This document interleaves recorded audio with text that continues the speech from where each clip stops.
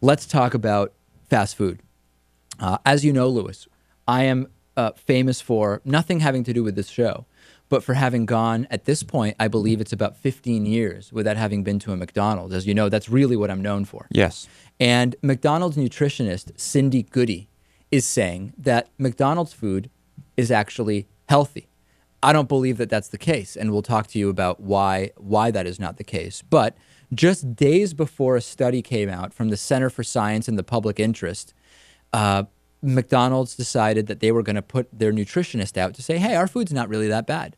Why? Well, that study from the Center for Science and the Public Interest made it very clear that there is no kids meal at McDonald's that even comes close to passing the USDA's nutritional recommendations. This is not a surprise to many people. Right. But a lot of people, including the nutritionist from McDonald's, claim to go to McDonald's multiple times a day. Shocking, I know, Lewis. Oh, wow. So what did she say? Well, she said, we're making nutrition more mainstream at McDonald's today.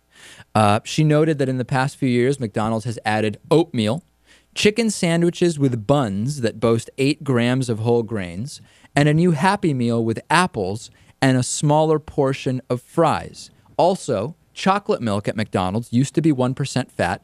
It is now fat-free. And she said all of that stuff came from careful listening to moms in particular and recognizing people are becoming more mindful about what they're putting in their mouth. And she went on to say, McDonald's food can absolutely be healthy, she said, and this is really, it blows my mind if it's true. And if it's just marketing and PR, then it's despicable that she's lying.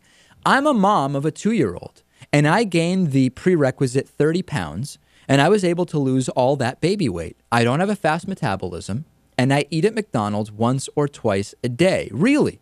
Plus, I work out the recommended 5 hours a week. I may eat an Egg McMuffin and apples. My new thing is to have either a hamburger or a double hamburger, no cheese, or cheese product, as is the case at McDonald's, 2 bags of apple slices, and an oatmeal cookie, and still keeping it under 600 calories. So what's the reality here? And again, that report said every child meal offered at popular food chains, including McDonald's, but it also includes Dairy Queen, Chipotle Mexican Grill, Hardee's, Panda Express, and a whole bunch of other places, does not even meet the minimum standards of the USDA nutritional recommendations. That's the reality. Let's analyze what she said.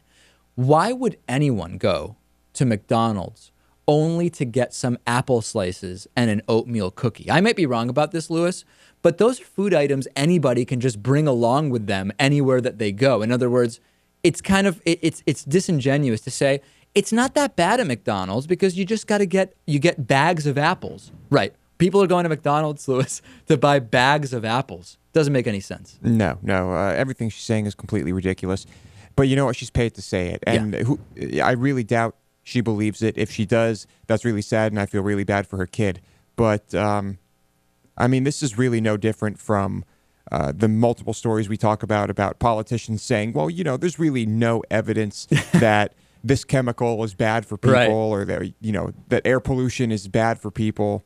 You know, riding a bike creates air pollution. Exactly. It's similar. Yeah. And the reality is, Natan, if it can be healthy to go to McDonald's, as long as all you do is order bottled water, bags of apples, and an oatmeal cookie, then why would you be at McDonald's in the first place? Why would McDonald's be profitable, given that every place sells that stuff? Look, if you make your own organic peanut butter and jelly sandwich and you bring an organic apple and you eat it inside of a McDonald's, it's perfectly healthy. Yeah. Now, I mean, this is like trusting BP to tell you that the Gulf Coast is totally fine. Yeah, there's no oil at all, break. Lewis. They had it all cleaned up. 90% of it was gone within a few hours of stopping the leak. Right. It's ridiculous. And I really hope, I think that this is really a big issue.